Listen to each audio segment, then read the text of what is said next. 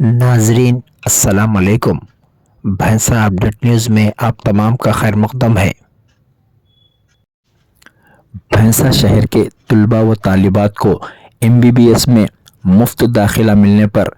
T S میسا شاخ بھینسا کی جانب سے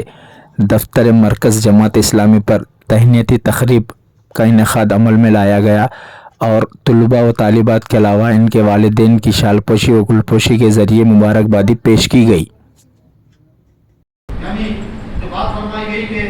میرے سوا کسی کی عبادت نہ کرو، یقیناً جو اللہ رب العزت کے حقوق ہے، اب یہ اس دورانیے میں یعنی 5 سال کی جو محنت ہے پھر اس کے بعد کی جو زندگی ہے، اس موقع پر میں طلباء کو چند مشورے دیتے ہوئے